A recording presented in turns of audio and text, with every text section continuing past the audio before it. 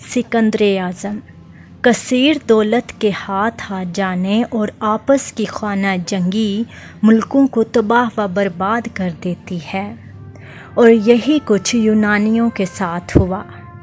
جب میسیڈونیا کے بادشاہ فلپ نے ان کے ملک پر حملہ کر دیا اور اسے قبضے میں کرنے کے بعد یہاں اپنی مملکت قائم کی، بادشاہ نے نہ تو یونانیوں کو اپنا غلام بنایا اور نہ ہی ان پر ظلم و ستم کے پہاڑ توڑے۔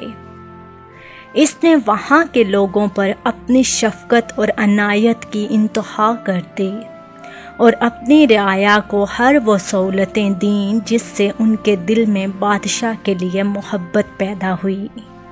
بادشاہ عالموں کی بہت قدر کرتا تھا، اور اس نے ایک مشہور یونانی عالم ارسطو کو اپنے بیٹے سکندر کا استاد مقرر کیا۔ فلپ کی موت کے بعد اس کا بیٹا سکندر بادشاہ بنا۔ نوجوانی کے جوش اور طاقت کے زور پر وہ اپنی فوج کو لے کر ساحل پر آ گیا۔ مقابلے کی صورت میں لوگوں کا قتل عام ہوا۔ جو شہر بھی سامنے آیا اسے فتح کر لیا گیا اور شہر کو آگ لگا دی گئی۔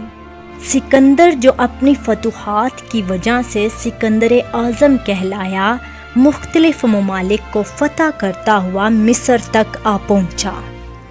مصر جو عرصے سے ایرانیوں کے قبضے میں تھا، جب سکندر نے اس پر حملہ کیا تو ایرانیوں کے بادشاہ دارا نے مقابلہ کرنے کے لیے میدان میں تو اترا، لیکن پوری طرح سکندر اعظم کا مقابلہ نہ کر سکا اور میدان چھوڑ کے بھاگ گیا، جو کہ بعد میں مارا گیا۔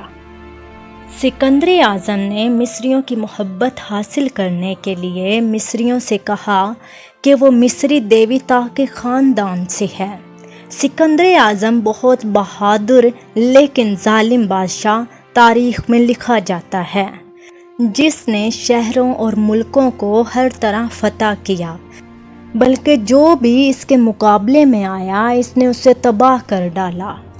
جب سکندر اعظم نے ایران پر حملہ کیا تو یہاں کی چھوٹی بڑی ریاستوں پر قبضہ کر کے وہاں اپنے گورنر مقرر کر دیے، اور یہ مزید علاقوں کو فتح کرنے کے لیے آگے بڑھتا چلا گیا۔ سکندر اعظم کو ملکوں پر حکومت کرنے کی اتنی خواہش نہ تھی جتنی کہ انہیں فتح کرنے کی تھی۔ ایران کی فتح کے بعد سکندر اعظم برِ صغیر ہند میں آ گیا اور 326 قبل مسیح میں دریائے سندھ پر آ کر اس نے ٹیکسلا پر قبضہ کر لیا۔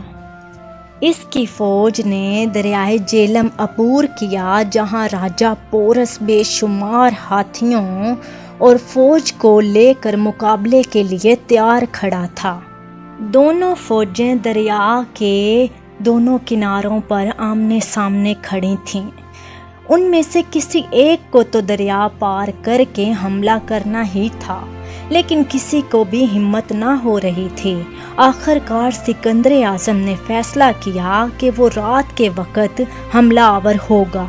رات ہوتے ہی سکندر اعظم نے دریا پار کر کے راجہ پورس کو عبرتناک شکست سے دوچار کر دیا، اور سکندر اعظم جہلم اور بیاس کا درمیانی علاقہ فتح کرنے کے بعد آگے بڑھنا چاہتا تھا، لیکن اس کے سپاہی بہت تھک چکے تھے، اور پھر مونسون کی بارشوں نے سکندر اعظم کی فوج کو مزید پریشانی میں ڈال دیا، جس کے بعد مچھروں کے کاٹنے سے یونانی فوج میں ملیریا پھیل گیا۔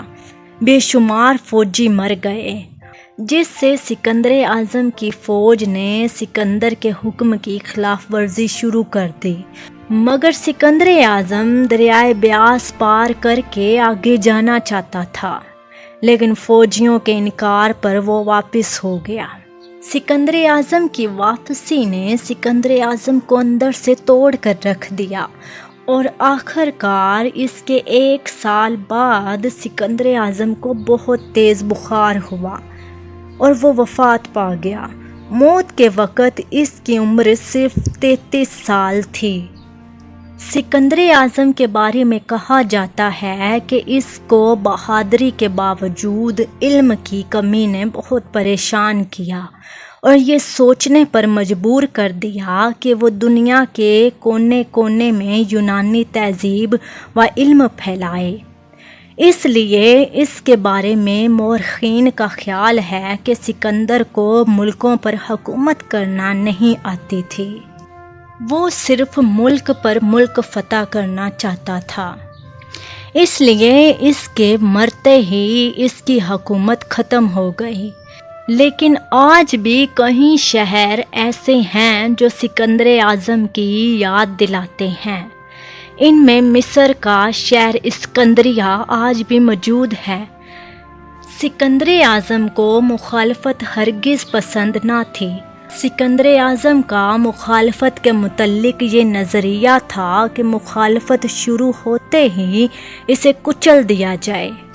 سکندر کا ایک ہی بیٹا تھا جو اس کی زندگی میں ہی قتل کر دیا گیا۔ کچھ مورخین کا خیال ہے کہ سکندر کی موت کے فوراً بعد ہی سکندر اعظم کی بیوی رخسانہ اور اس کے 13 سالہ بیٹے کو قتل کر دیا گیا۔ یوں سکندر اعظم کی موت کے بعد 12 سال کے اندر سکندر اعظم کے خاندان کا نام و نشان ختم ہو گیا۔ اس میں کوئی شک نہیں کہ سکندر اعظم کا باپ فلپ ایک نیک دل بادشاہ تھا۔ فلپ کی موت کا ذمہ دار سکندر ہمیشہ اپنی ماں کو سمجھتا تھا۔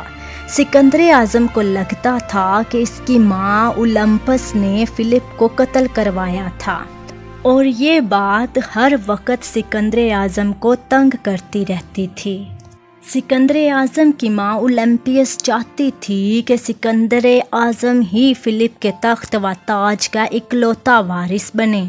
فلپ نے 2 شادیاں کی تھیں۔ فلپ نے پہلی شادی سکندر اعظم کی والدہ اولمپیس سے کی تھی۔ بعد میں فلپ نے اولمپیس سے نفرت کرنے لگا اور فلپ کا کہنا تھا کہ اولمپیس ایک جادوگرنی عورت ہے۔